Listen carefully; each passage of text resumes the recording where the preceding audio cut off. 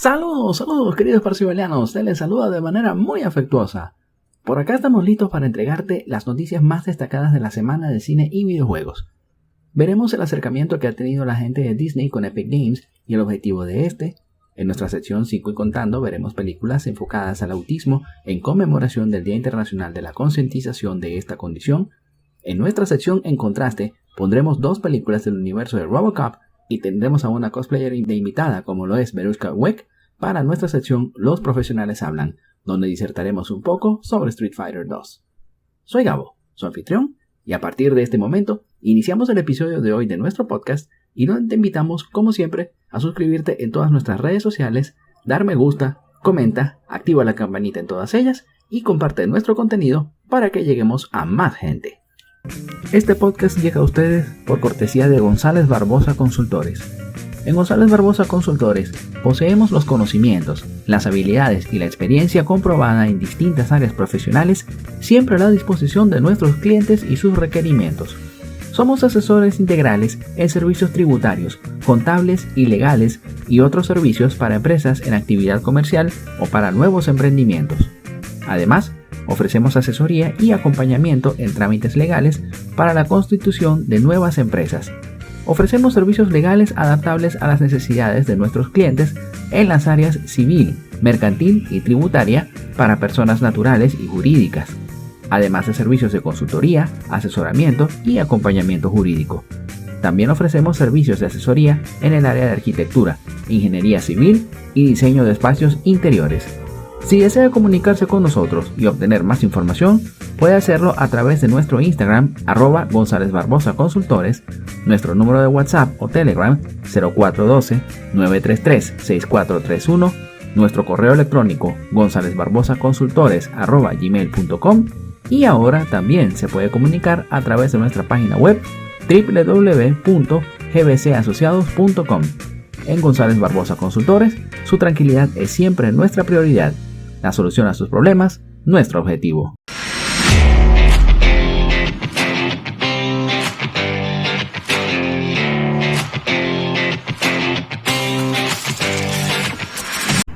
Y sin perder tiempo, arrancamos el episodio del podcast con una noticia relacionada con un estudio de esos que tienen un tamaño de uno de los titanes de la mitología griega, interesado en adquirir un estudio de videojuegos reconocido. La posibilidad de que Disney llegue a adquirir Epic Games ha comenzado a sonar con fuerza dentro de la industria del entretenimiento digital. Aunque no existe una confirmación oficial, diversos reportes apuntan a que dentro de la compañía hay ejecutivos que consideran seriamente esta opción. Actualmente, ambas empresas mantienen una relación sólida. Epic ha contribuido con su tecnología Unreal Engine en múltiples proyectos de Disney, incluyendo producciones de Star Wars como The Mandalorian y atracciones en parques temáticos. Además, Fortnite se ha convertido en un escenario recurrente para colaboraciones con franquicias como Marvel y Star Wars, reforzando el vínculo entre ambas compañías. En febrero de 2024, Disney anunció una inversión de $1.500 millones en Epic Games, con el objetivo de crear un ambicioso universo persistente de entretenimiento conectado a Fortnite. Este proyecto busca integrar experiencias interactivas que combinen videojuegos, contenido audiovisual y elementos sociales, algo que encaja con la estrategia actual de Disney de expandirse más allá del entretenimiento tradicional. Según el periodista tecnológico Alex Heath, dentro de Disney existen posturas enfrentadas respecto a una posible adquisición. Algunos ejecutivos consideran que comprar Epic Games sería un movimiento estratégico clave. Otros creen que sería una decisión arriesgada o innecesaria. El actual CEO de Disney, Josh D'Amaro, parece estar especialmente interesado en fortalecer la relación con Epic Games. Según diversas fuentes, considera esta alianza como un pilar fundamental para el futuro de la interactividad dentro de Disney Plus. La visión apunta a convertir la plataforma en un ecosistema integral donde los usuarios puedan jugar, socializar, consumir contenido y comprar productos. En este contexto, Fortnite sería una pieza clave dentro de ese universo digital. Y uno de los grandes atractivos de Epic Games es su doble impacto. Fortnite ha evolucionado más allá de un simple videojuego, convirtiéndose en un espacio social donde millones de jugadores interactúan diariamente. Este modelo compite directamente con plataformas como Roblox, especialmente entre audiencias jóvenes.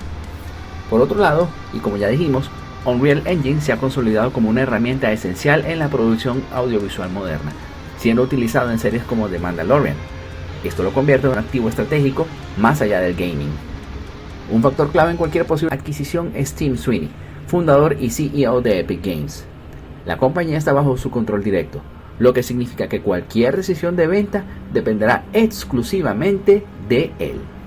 Sweeney ha demostrado tener una visión a largo plazo para Epic, centrada en construir una plataforma tecnológica duradera. Sin embargo, algunos analistas creen que, si en algún momento decide dar un paso atrás, Disney sería el comprador más natural. Recientemente, Epic confirmó el despido de más de 1,000 empleados, en parte como consecuencia de una expansión acelerada durante la pandemia. A pesar de esto, Fortnite sigue siendo una de las experiencias digitales más populares entre los jóvenes, lo que mantiene a la compañía como un objeto atractivo para grandes corporaciones como Disney. Bueno, como lo dijimos, Disney invirtió un total de $1.500 millones en Epic en 2024 para crear un universo persistente. Y una compra total, de acuerdo como lo vemos por acá, transformaría la industria. A ver, se me ocurre lo siguiente. Primero, que como ya lo dijimos, ya utiliza el Unreal Engine en The Mandalorian y otras producciones mediante esta tecnología llamada The Volume, que son estas pantallas LED masivas que proyectan fondos en tiempo real para grabaciones y filmaciones de cine y televisión respectivamente, y ser dueños de este motor les permitiría optimizar costos y liderar innovación en el diseño de producción digital. Por otro lado, también esto, pensándolo también, esto les permitiría en lo que son sus parques temáticos crear entornos, llámese de realidad virtual o incluso un concepto como lo es la realidad aumentada, lo cual le permitiría a los visitantes de los parques que tuviesen acceso casi que entrar a las películas o incluso las producciones de televisión de Marvel o yéndonos más allá, de Disney, de Pixar. Uno, en vez de decir que no, simplemente dice ¿por qué no? Y otra cosa más que también vemos es precisamente algo que mencionamos dentro del artículo que acabamos de leer, el metaverso de Disney que estuviese dentro del Fortnite, el cual se convertiría en una competencia fuerte para Roblox. Sería también el renacimiento en teoría de lo que conocimos como Disney Infinity, pero sin la necesidad de que se crearan figuras físicas así como los amigos de Nintendo. Y a ver, otra cosa así pensando un poco es el hecho de que una transición como una compra como esta se traduciría en una transición donde las películas y los juegos ya no van a tener ningún tipo de fronteras, sino que, por ejemplo, una película como Pirates of the Caribbean podría usar los mismos activos digitales que el juego, donde se lance simultáneamente, y crearía una cohesión visual que sería difícil y costoso de lograr con las tecnologías visuales de hoy en día, que prácticamente les puedes ver que si los poros y la raíz del cabello, la punta, todo. Está bastante complicada nuestra posición en cuanto a este asunto de una posible compra de Epic Games por parte de Disney. Pero bueno, veremos qué es lo que trae, cómo va pasando todo esto con el tiempo.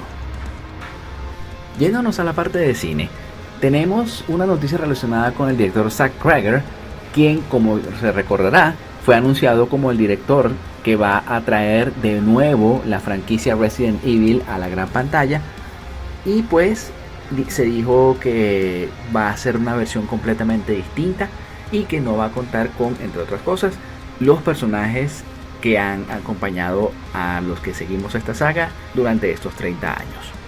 Una de las adaptaciones que más expectación está creando con el paso de los meses es sin duda Resident Evil. La franquicia dará un giro de 180 grados en la gran pantalla tras la saga de Mila Jovovich, bajo la dirección de Zach Cregger, alguien tan fan de la franquicia que ya ha dejado claro que se alejará bastante de lo visto en los videojuegos. Esto desde un principio fue un punto a favor para muchos, pero también malo para otros, quienes querían ver a los principales personajes de este universo colaborando juntos en la gran pantalla. Sobre este último grupo se ha sincerado el propio director, llegando a asegurar que algunos fans lo crucificarán por no ser complaciente con ellos. Me encanta la idea de enfrentarte a un mundo que está decidido a aniquilarte.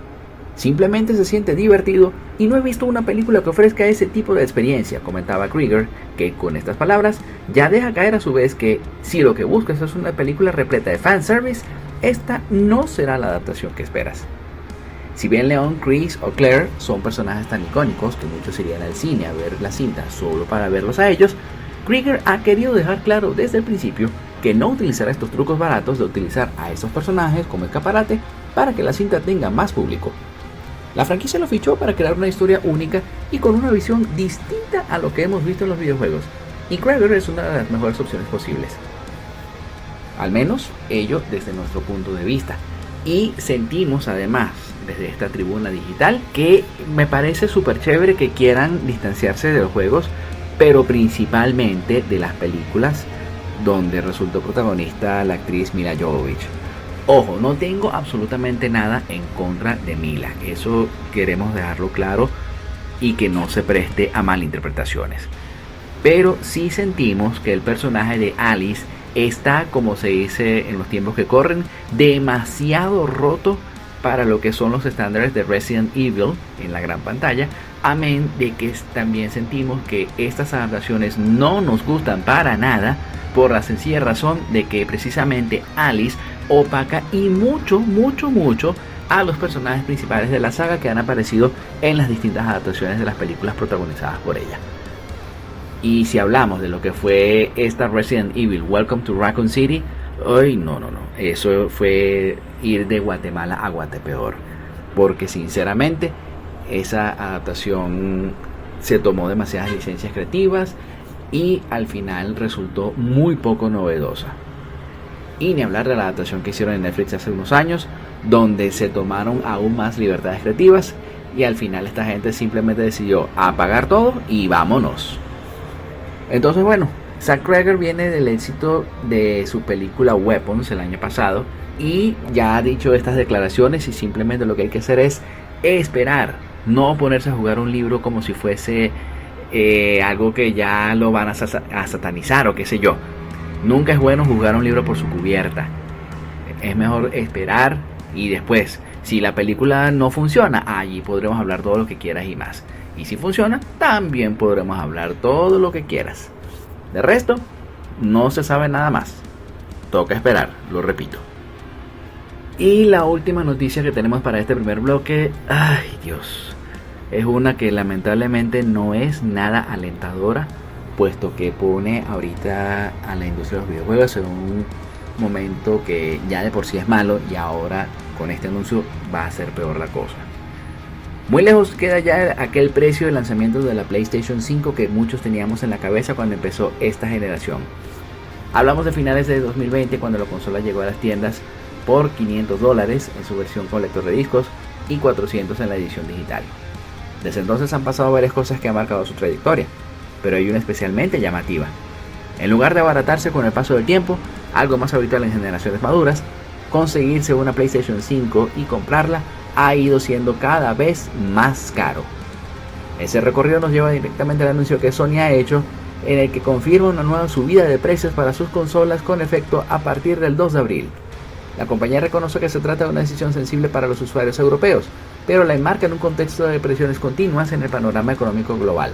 Según explica Isabel Tomatis, vicepresidenta de marketing global de Sony Interactive Entertainment, tras evaluar la situación, han concluido que este ajuste es necesario. Con este anuncio ya sobre la mesa, lo que realmente interesa es cuánto cuesta entrar en el ecosistema de Sony en Europa. A partir del 2 de abril de 2026, estos son los precios recomendados que ha fijado la compañía para sus consolas en este mercado. La PlayStation 5 base, 649.99 euros. La edición digital, 599.99 euros. Y la PlayStation 5 Pro, 899.99 euros. Para comprender bien el momento actual, conviene mirar atrás y ver que no es la primera vez que Sony revisa al alza el precio de sus consolas en Europa. El primer movimiento llegó en agosto de 2022, cuando la PlayStation 5 con lector subió hasta los 549,99 euros y la versión digital hasta los 449,99 euros. A ese ajuste se sumó otro en abril de 2025, centrado en la Digital Edition, que alcanzó los 499,99 euros. Lo que vemos ahora, por tanto, no es un caso aislado, sino otro episodio de una trayectoria de precios al alza que se ha ido consolidando con el tiempo. Y en este escenario hay un matiz importante. La PlayStation 5 Pro juega en otra liga dentro de esta historia. La consola se lanzó en España en noviembre de 2024 con un precio recomendado de 799,99 euros en su versión de 2 teras sin lector de discos y hasta ahora no había experimentado ajustes. La subida anunciada ahora la sitúa en 899,99 euros en Europa, lo que supone su primer incremento desde el lanzamiento. Desalentador. Definitivamente el panorama es bastante desalentador en cuanto a lo que tiene que ver Sony, que ya lo veo como una especie de necesidad de estar exprimiendo a la comunidad. Y ahorita con estos anuncios a la gente de Europa a unos precios que ya de por sí eran caros, ahora están pasando a ser exorbitantes a partir del 2 de abril. Sencillamente horrible, de verdad. No puedo comprender cuál es ese motivo. O sea, llegan y dicen que es por presiones continuas en el panorama económico global y que además que el ajuste es necesario. Ajuste necesario, de verdad. Han ido encareciendo la consola más y más y vienen de hacer varios incrementos de precios durante el año pasado. ¿Cómo que ahora es necesario según Isabel Tomatis? No, de verdad. Es como dicen por allí, un tiro en el pie lo que Sony se ha vuelto a dar en esta ocasión. Si lo que quieren es que su consola se quede unos cuantos años más dentro del mercado, esta no es precisamente una buena estrategia la de incrementar los precios para el mercado europeo. Más bien tendrían que ir, como dice el artículo que acabamos de leer, a la baja. No incrementarlos, no hacer el camino imposible a nosotros los gamers. Si ya de por sí en Latinoamérica resulta complicado con los precios tan exorbitantes que llegan a ponerle los tiburones que la importan, no me quiero imaginar cómo es la cosa por allá en Europa, que está haciendo la cosa muy cuesta arriba, del tamaño del Everest, de verdad. Soñar no cuesta nada, pero lamentablemente es lo único que queda por hacer y rogar que recapaciten, cosa que también veo imposible, y pues que la cosa dentro de unos meses anuncien alguna baja con la consola. Amanecerá y veremos, pero no lo veo probable. No esta vez. Con esta última noticia nos vamos con nuestra sección 5 y contando. He dejado saber en los 2 años que tengo creando contenido que soy un hombre autista, una condición con la que nací, con la que he vivido toda mi vida y con la que moriré, pues absurdamente, en pleno siglo XXI, en la sociedad de la información, todavía existe gente que cree falacias como que el autismo se cura o que eso solamente da en la niñez, al llegar adulto eso se quita.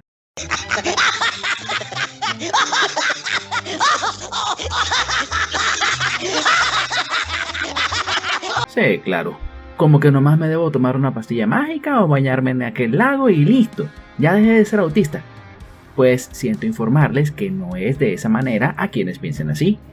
Es una condición con comorbilidades que varían en cada persona dentro del espectro, pero que tienen características en común como alteraciones sensoriales, literalidad en expresiones del idioma, intereses especiales, por decirlo menos.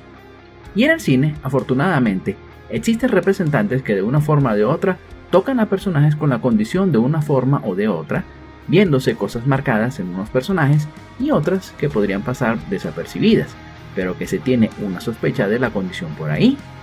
Y este conteo que hacemos hoy en conmemoración del pasado Día Internacional de la Concientización por el Autismo, te traemos 5 películas que tocan esta condición y donde desde ya te animamos a que si tienes un amigo, un familiar o alguien con la condición, conoce a esa persona y no la veas por su condición, sino por eso, por la persona que es. Y algo más, como será indispensable seguir alzando la voz por mis hermanos autistas, este conteo con recomendaciones de películas con personajes autistas se hará anualmente, pues no son pocas las cintas que tienen a un personaje con la condición dentro de ellas. Nada más que agregar de momento. Ponte cómodo, conozcamos estas películas enfocadas en el autismo y corre película.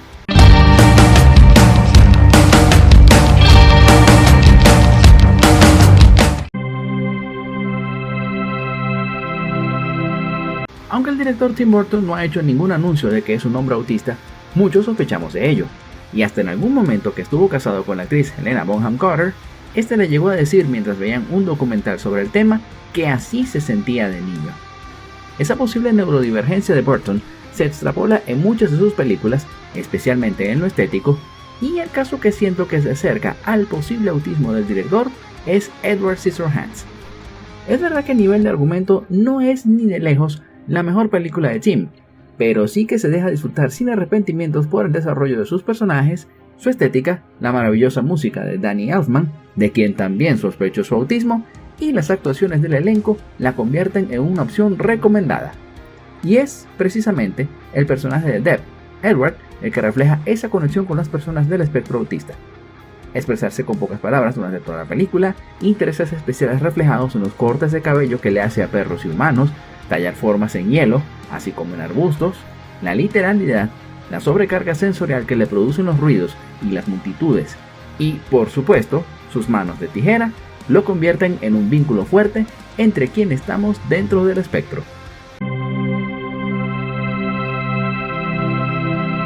La siguiente cinta nos lleva a explorar el autismo desde el lado femenino, sexo del que hasta hace varios años se decía que no existían tantas mujeres dentro de la condición, y ello porque muchas admiten que aplican lo que se conoce como masking, es decir, enmascarar la condición, pero que, gracias a los avances en los estudios científicos, hoy los resultados arrojan paridad entre ambos sexos. Y en el cine tenemos un caso bien simpático proveniente de Francia en la película Le Fabuleux Destin d'Amélie Poulain, cinta con la que consiguió el reconocimiento internacional la actriz Audrey Tautou. En la cinta conoceremos a Amélie Poulain, una camarera de París que descubre una caja de metal con varias cosas en el baño de su casa el mismo día que descubre que falleció la princesa Diana de Gales. Amélie decide buscar al dueño para devolverle su caja, cosa que logra con éxito, y desde entonces se pone como propósito que todas las personas a su alrededor sean felices. Esta es la base desde la que parte nuestra protagonista en la película, y donde se observa el autismo en ella, es en cosas que para cualquier otra persona pasan desapercibidas, pero que para un autista no, como lo es que posee hipersensibilidad sensorial, misma que se produce con cosas como hacer saltar piedras, meter la mano en un saco lleno de legumbres o partir con una cucharilla la costra de una crème brûlée. Además, evita el contacto visual directo y se siente cómoda en su mundo interior en vez de lidiar con las reglas de los neurotípicos. Como dato final, te comentamos que Jean-Pierre Jeunet, el director de la cinta, quiso mostrar, entre otras cosas, sus recuerdos de su infancia, pero que le alegra que la comunidad autista aceptara a Amélie como un ícono. Vaya un agradecimiento especial a la creadora de contenido María Auxiliadora Ramírez por ayudarme con los datos iniciales provistos en esta película.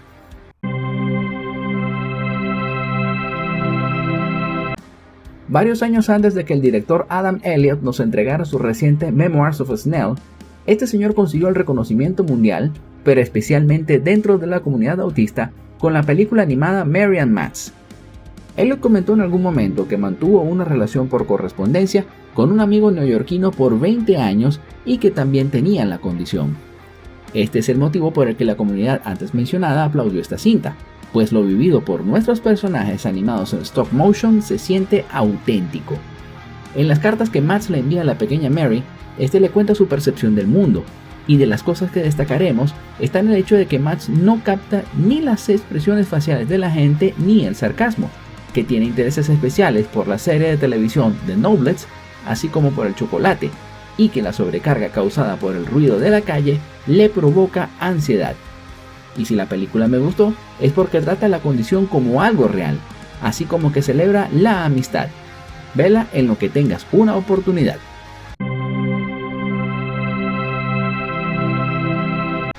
Hemos visto hasta el momento una cantidad variopinta de personajes en este conteo, pero ahora nos vamos a sumergir en una película basada en un personaje real del que se sospecha que tenía muchas de las características del autismo y que hasta podría haber tenido trastorno de déficit de atención e hiperactividad.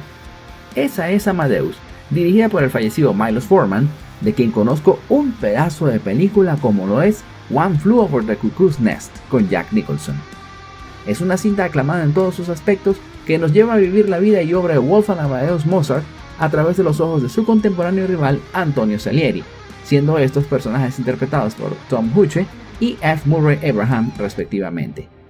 Esta cinta de 1984, si bien es cierto que no dice que Mozart era autista, sí que supo plasmar en escritura y actuación que Wolfgang estaba dentro del espectro, al menos en lo que a esta película se refiere. Una de las principales pistas que nos dice esto es que lo vemos diciendo lo que piensa sin ningún tipo de filtros, llevando a que ofendiera muy frecuentemente a otros músicos o a sus superiores, y no por malicia ni ego, sino porque hablaba sobre la música con una honestidad demoledora. Otra característica que se ha resaltado en tiempos recientes es la risa del personaje, pues aunque para los personajes dentro de la cinta resulta estridente y hasta fuera de lugar, fuera del celuloide se ha tomado esta de dos maneras: como forma de resaltar que no encaja en la sociedad y como una forma de autorregularse ante situaciones que le provocan estrés. Puntos interesantes en la representación cinematográfica de este músico. A nivel cinematográfico, no se puede negar que Rain Man es una muy buena película, y que dos de los responsables de que esta funcione son Tom Cruise y Dustin Hoffman. Y recapitulando la película en tiempos modernos, nos encontramos con dos caras de la misma moneda. Por un lado, tenemos que se atrevió a hacer la primera producción cinematográfica que nos presenta a Raymond Babbitt, un hombre autista que vive internado en el Instituto Walbrook, alejado de su familia por el hecho de que tiene una condición, el autismo. Para esos años, no existía conocimiento sobre el tema, y la interpretación de Hoffman como Ray rompió ese paradigma, además de que mostró que las personas TEA pueden tener una conexión emocional profunda con su familia, que en el caso de Ray era con su hermano Charlie, interpretado por Cruise. Y un punto adicional que nos muestra la película es que mostró la realidad de aquellos años en la que las personas preferían esconder a quienes fueran neurodivergentes en vez de integrarlas a la sociedad. Por otro lado, hay quienes han criticado que no se muestra que el autismo es un espectro, sino que representa acá un punto muy específico de lo que hoy conocemos como autismo tipo 3, así como que Raymond se ha tratado como un amuleto de buena suerte para su hermano. Pero es innegable que, sin esta Raymond, no tendríamos producciones como las nombradas anteriormente. Aterrizamos en el segundo bloque de noticias y nos vamos con la parte de videojuegos, donde hay algo que está pululando en el ambiente relacionado con los juegos de Sony PlayStation para PC. Pocas preguntas generan más debate en la industria que la de si tiene sentido para PlayStation llevar sus exclusivos al PC. Los defensores del modelo apuntan a los millones de copias vendidas, mientras que los más escépticos recuerdan que cada port es un juego que deja de ser exclusivo de consola. Lo más polémico vino cuando Sony decidió frenar la llegada de exclusivos de PlayStation 5 a PC. Esta medida únicamente se aplicaría en los single player y no en los juegos como servicio.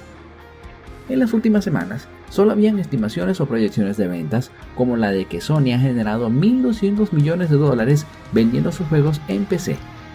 No se tenían los datos oficiales hasta ahora, pero un perfil de LinkedIn de un ex empleado de la división PlayStation PC ha mostrado números concretos sobre lo que Sony ha ingresado. Jerry Liu, antiguo planificador y analista de datos, ha señalado en dicha red social lo siguiente: PlayStation tardó 3 años, de 2021 a 2023, en acumular unos $300 millones en ingresos netos procedentes de sus ventas de juegos en PC. Las cifras anuales son también visibles en la presentación interna de Sony para inversores. Títulos como God of War, Marvel's Spider-Man Remastered, Horizon Zero Dawn, Miles Morales y The Last of Us Part 1 son los que más peso han tenido en esa recaudación de la que hablamos. En cambio, esa cifra no es lo más destacable.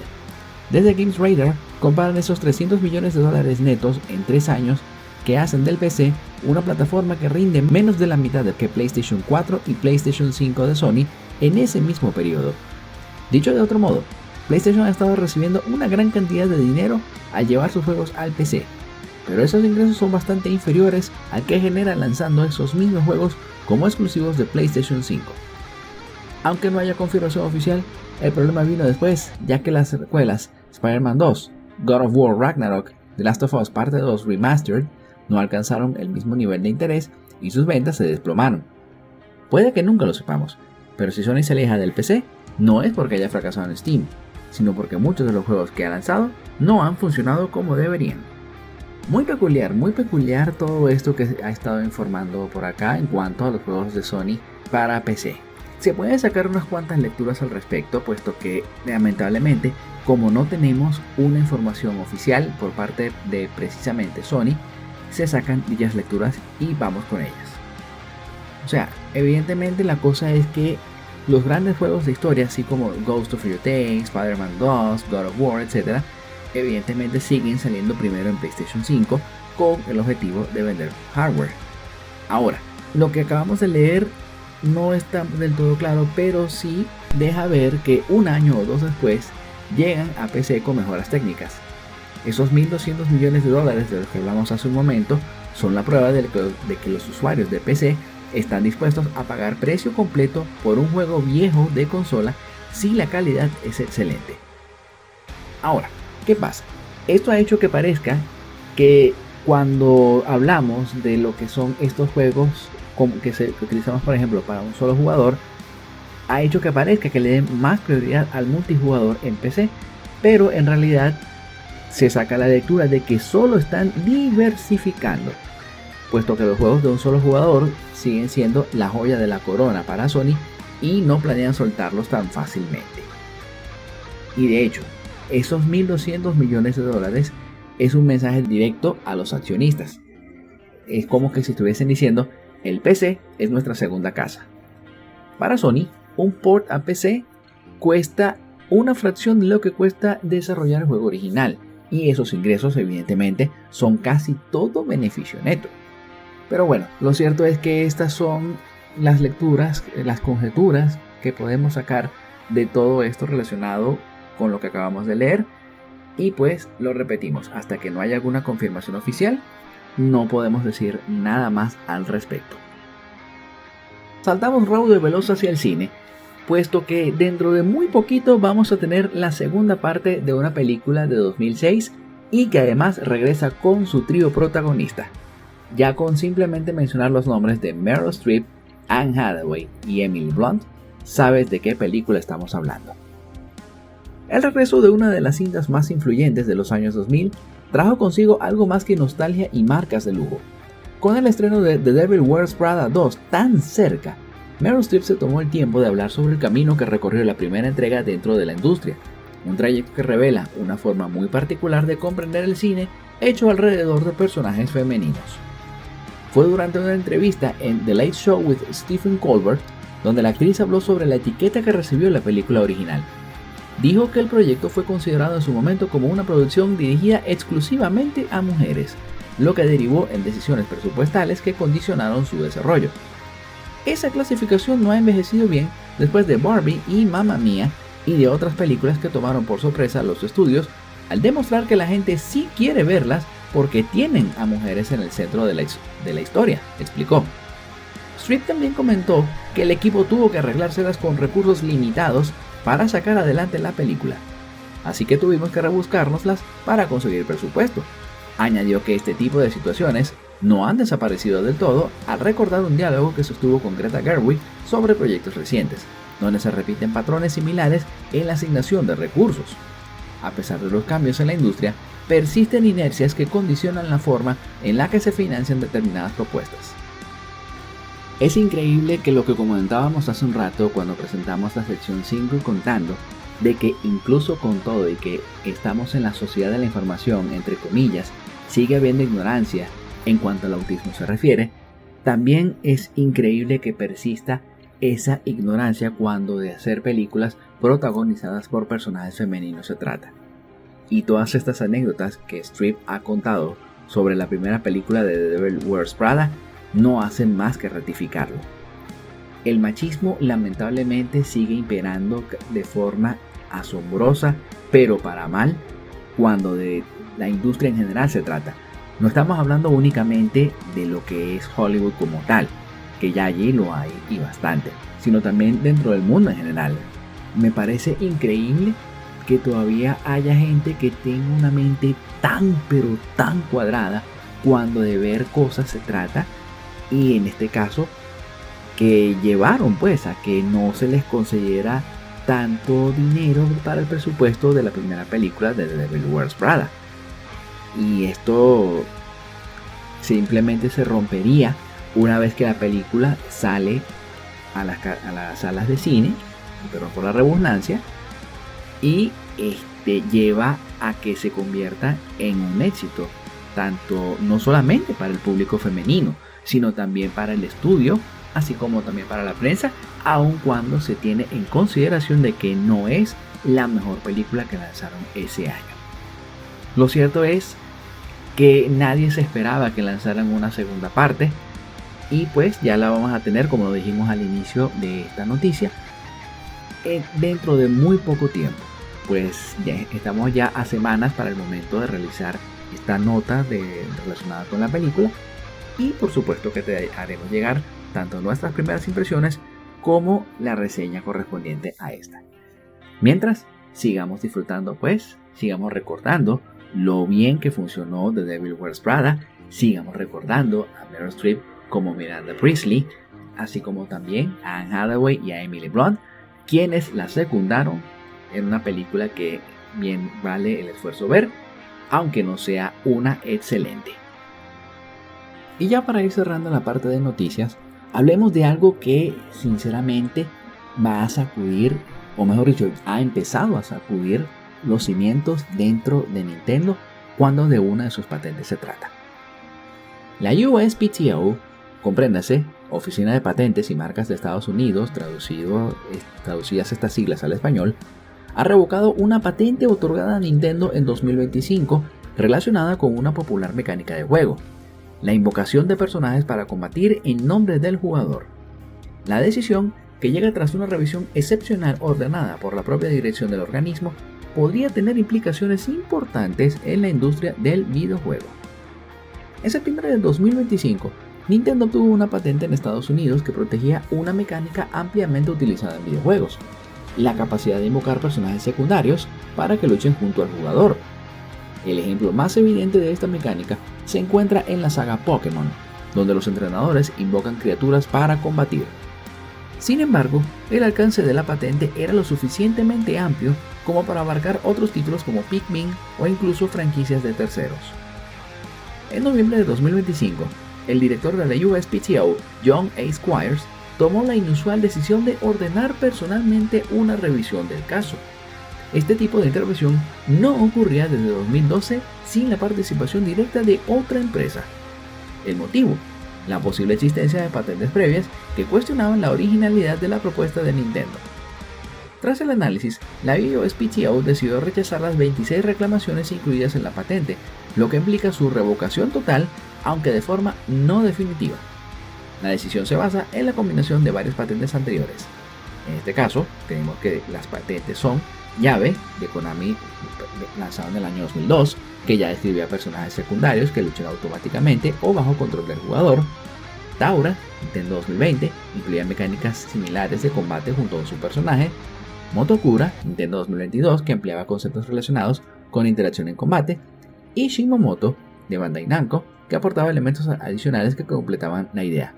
Según la USPTO, la combinación de estas patentes previas invalida completamente la propuesta de Nintendo al no considerarse suficientemente innovadora. Aunque la patente ha sido rechazada, la decisión no es final. Nintendo dispone de 2 meses para responder, con opción de extensión o la posibilidad de apelar ante el Tribunal Federal. Además, incluso si logra rescatar alguna reclamación específica, podría mantener cierto nivel de protección legal, aunque mucho más limitado. Cuando se consiguió inicialmente la patente, surgieron preocupaciones en la comunidad gamer y entre desarrolladores. Muchos temían que Nintendo pudiera iniciar demandas con juegos con mecánicas similares, afectando a franquicias como Persona u otros RPG. Sin embargo, esta revocación reduce significativamente ese riesgo. Y a diferencia de las marcas registradas, las patentes no obligan a las compañías a demandar automáticamente. Nintendo podría haber elegido cuándo actuar legalmente, como ya ha hecho en disputas recientes, como el caso de Palworld. Ahora, una lectura que damos con respecto a todo este caso es el hecho de que la USPTO envía un mensaje a todo el mundo. Las mecánicas básicas del juego no son invenciones tecnológicas, sino ideas que son completamente abstractas. Así, se evita que una sola empresa sea, como quien dice, la dueña de un género entero, como por ejemplo el de coleccionismo de monstruos, como vemos en Pokémon.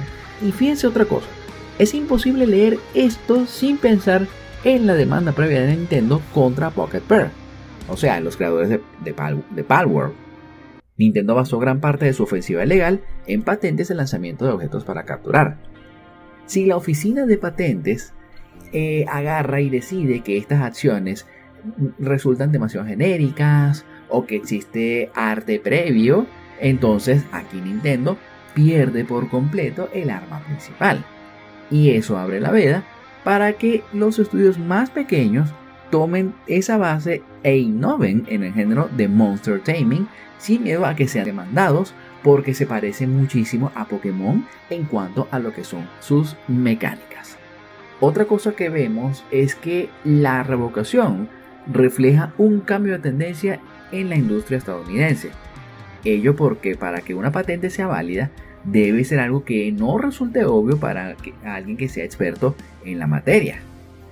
Y en este caso la USPTO parece haber determinado que invocar un personaje para pelear es una progresión lógica y obvia en lo que tiene que ver con diseño de juegos. No es un invento revolucionario comparable a un motor de combustión o un nuevo chip. Lo cierto es que la cosa todavía no es un fallo definitivo, así que tocará esperar a que lancen la noticia sobre si esto será así o no. Ponemos punto y final a las noticias y nos vamos con nuestra sección En Contraste. El año que viene cumplirá la bicoca de 40 años desde su lanzamiento, RoboCop. Es una visión muy interesante del futuro y que, cinematográficamente hablando, trae elementos que son completamente llamativos, como la representación de Detroit que hicieron por aquellos años, por ejemplo. Nos presentan a la empresa OCP, la cual desarrolla productos de consumo masivo a quien se le entrega el control de la policía estatal y está lista para dos cosas: la construcción de Ciudad Delta y una visión cibernética de lo que es, para ellos, un agente de la policía. Por otro lado, tenemos a nuestro protagonista Alex Murphy, quien es transferido a la comisaría de Metro City, donde comenzará labores y hará mancuerna con Ann Lewis en el patrullaje de la ciudad. Pero en una persecución al mafioso Clarence Boddicker, este termina acorralado por este y sus secuaces y es tiroteado. Es llevado a un centro de salud, pero no pudieron hacer nada y por tanto pierde la vida.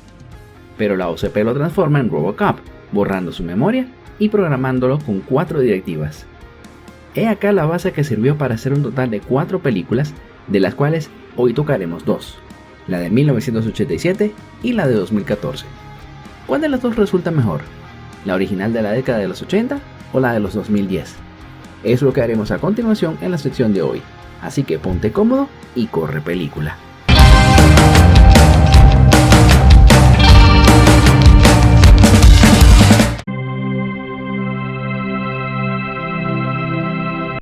El elenco conformado por, entre otros, Peter Weller, Nancy Allen, Kurtwood Smith, Miguel Ferrer, todos dirigidos por Paul Verhoeven, lograron pasar a la historia con esta película de ciencia ficción con tintes del cyberpunk que empezó con Blade Runner de 1982, además de añadirle mucho humor negro con los falsos comerciales de productos que abundaron durante la cinta y muchos comentarios sociales y meta que ponen a pensar al espectador sobre qué tanto poder deberían tener las empresas privadas, la muerte y la corrupción.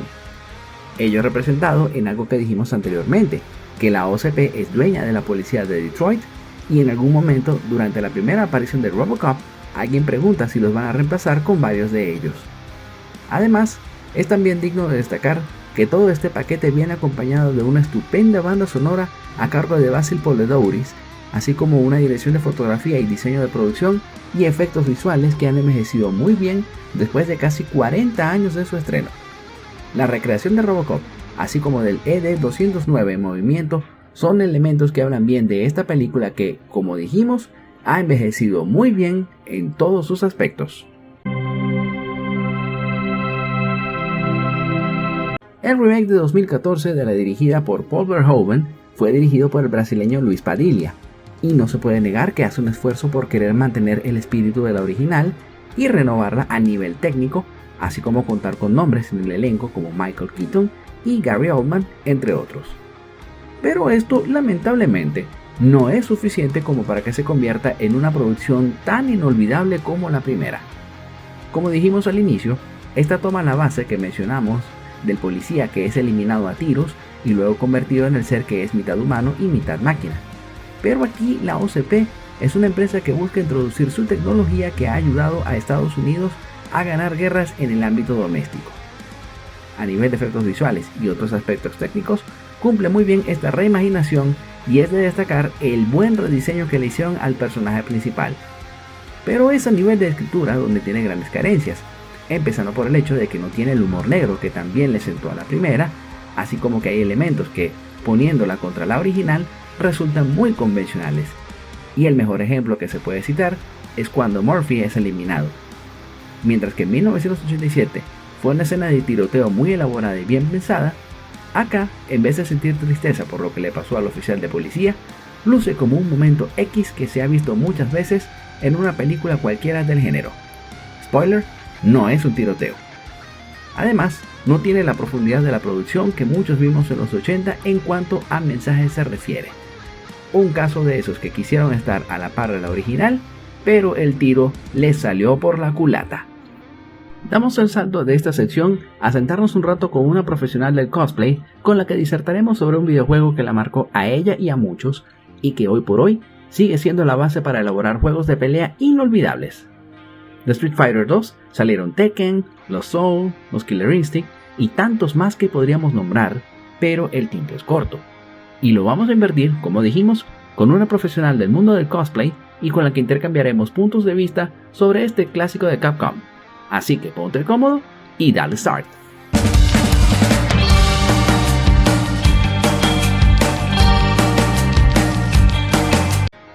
Presentamos a Verushka Weck, cosplayer con 20 años en el mundo del cosplay, gamer de corazón y además mamá de Minerva. Veru, muchas gracias por aceptar la invitación al podcast y entremos de una vez en materia. Cuéntanos, ¿qué te parece el juego de Street Fighter 2 en cuanto a gráficos, música, sonido y jugabilidad?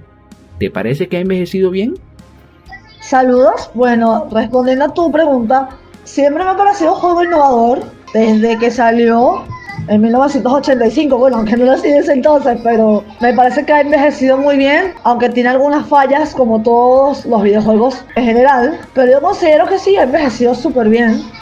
Luego como fanática de los juegos de pelea y por supuesto de Street Fighter. Y ciertamente, sigue siendo uno que se toma como base hoy en día para crear nuevos exponentes, incluso los más recientes títulos de esta saga, que ya tiene 6 juegos de la línea principal. Ahora, vamos un poco con el área del cosplay, querida. Al interpretar a un personaje con estilo de lucha tan definido como Chun-Li, ¿cómo trabajas tu lenguaje corporal y tus poses para transmitir esa fuerza y disciplina marcial característica de Street Fighter 2 sin perder la feminidad o la esencia del diseño original? Yo como cosplayer trato de copiarla, si se puede decir, de ver cómo son sus movimientos, sus poses, y no siento que haya perdido feminidad para nada. Más bien trato de transmitir cómo es Chun-Li a la vida real. Si se puede decir así, claro, por supuesto. Es que solamente basta con ver las fotos en tu cosplay del personaje, incluyendo la que estamos usando en la sección de hoy, para darnos cuenta que no se pierde esa parte, la feminidad. Cambiando el tema, Veru, ¿has visto, como yo, que muchos de los personajes de Street Fighter 2 tienen personalidades muy marcadas y estilos de pelea únicos? ¿Cómo logras transmitir esa fuerza y disciplina marcial en una sesión de fotos o en el escenario, más allá de solo llevar puesto el vestuario? Pues sí, así es, todos los personajes de Street Fighter tienen sus estilos de pelea particulares. El de Chun-Li, si no me equivoco, es un estilo especial de Kung Fu. Ahorita no recuerdo el nombre, pero sé que antes de interpretarla a ella como tal en cosplay, me dediqué a buscar tutoriales en YouTube de Kung Fu como tal, Kung Fu básico. Y fui practicando, y después, pues, cuando hice el cosplay fue pan comido, porque pude posar con facilidad, si se puede decir así, más que todo eso. Fíjate, en la investigación que pudimos hacer de su estilo de pelea, hallamos que es una combinación de varios, y uno de ellos es, precisamente, Kung Fu mezclado con Tai Chi, Karate, Taekwondo, entre otros. Así que es correcto lo que dijiste. Ahora, considerando, Veru, que Street Fighter 2 fue el pilar que definió a los personajes femeninos en los juegos de lucha, ¿qué responsabilidad sentiste al representar a un ícono como lo es Chun-Li? ¿Y cómo crees que ha cambiado la percepción del público hacia estos personajes desde los años 90 hasta la actualidad? Pues sentí una responsabilidad muy grande en las 3 veces que hice cosplay de Chun-Li, porque ella es un ícono gigante de los personajes femeninos en los videojuegos de lucha en general, más que todo también considerando el aspecto cultural, tomando en cuenta que ella es china. que también he tenido buena receptividad con personas de la comunidad china aquí en Venezuela, también personas de la comunidad china, por ejemplo, en Canadá, en Estados Unidos, que les ha gustado mi cosplay y se sienten de alguna u otra forma orgullosos de que alguien así, no sea chino, haga el cosplay de uno de los personajes femeninos más icónicos, no solo a nivel mundial, sino también en China. Porque, aunque no lo creas, Chun-Li tiene mucho fandom en China, principalmente. Y siento que la percepción del público, por lo menos incluyéndome también, por lo menos yo no he cambiado, creo que en general tampoco se ha cambiado eso, pero Chun-Li sigue siendo un referente a nivel mundial y global, que sigue siendo reconocida a pesar de los años. Eso sí, lo puedo decir. No por nada yo la considero la dama de los videojuegos, Linda, porque rompió muchos moldes cuando rompió en escena, empezando por el hecho de que no fue la típica damisela en peligro, sino que es una mujer que se sabe defender muy bien de aquel que le falta el respeto. Y su origen chino le añadió valor, y no le falta razón a la gente de ese país para quererla tanto. ¿Qué es lo que más te atrae de los personajes de Street Fighter 2 en comparación con los juegos de lucha modernos si quisieras elegirlos para un proyecto de cosplay? ¿Y cómo reacciona el público veterano cuando ven alguna de tus caracterizaciones tan nostálgicas, como el caso de tu foto que utilizamos para la publicidad, que apareces como Saori del anime Saint Seiya? Pues la vestimenta, su estilo de pelea, si se puede decir así, su manera de ser y su personalidad. Y también cómo se relaciona con los otros personajes. Bueno, no solamente hablo de los personajes de Street Fighter 2, también quiero hablar de los personajes ya establecidos y los nuevos que han integrado en las otras continuaciones a lo largo de los años, que vuelvo repito, también me gusta por su manera de ser, su vestimenta, porque yo como cosplayer siempre busco la manera de interpretar al personaje, de ver cómo es, porque no solamente es ponerse un traje y ya, ser cosplayer va mucho más allá de eso. Y bueno, también la reacción del público veterano, mira, es diversa, pero la mayoría de las veces suele ser muy agradable. Me impresiona que reaccionen muy bien, y eso es lo más bonito, porque cuando hice Saori de Saint Seiya, me reconocieron muchas personas, me tomaron muchas fotos, al igual cuando hice Chun-Li por primera vez en el 2014, que hice la versión pink, por ahí creo que tengo algunas fotitos. Pero en general, mira, la receptividad del público veterano y cómo reacciona cuando yo hago un cosplay, en general ya sea Saint Seiya, Street Fighter, cualquier personaje, es genial porque de alguna forma uno como cosplayer revive algunos recuerdos de la gente y eso es bonito. Y también, bueno, la reacción del público infantil, que es la más hermosa de todas, porque los niños me han abrazado, estando como Atena Saori, estando como Chun-Li, como Vanellope de Raph, el Demoledor de Disney, y otros cosplay que he hecho. O sea, es una reacción súper genuina también, la del público infantil, y lo digo en el buen sentido de la palabra, porque los niños ven que uno como cosplayer representa el personaje que les gusta, y te piden fotos, te abrazan, te piden que les hables y así pues. Has dicho algo clave que he visto en ti y en muchos cosplayers, Beru, y es que tienen que estudiar al personaje, sus movimientos y todo lo que lo caracteriza para que la interpretación quede súper chévere y se traduzca en la respuesta del público, tanto adultos como niños. Bueno, Beru, muchísimas gracias por tu tiempo y a partir de ahora, el mundo de Parcival Podcast es tu casa. Gracias por tu invitación a tu podcast. Y bueno, estamos en contacto para una próxima oportunidad, que espero que sea pronto. Saludos a los parcivalianos. Y a ustedes, queridos parcivalianos, pueden seguir a Veruska a través de su cuenta en Instagram y TikTok como @VeruCosplay 2.0. Y con Veruska damos por concluido el episodio del podcast de hoy. Te damos las gracias por llegar hasta el final de este.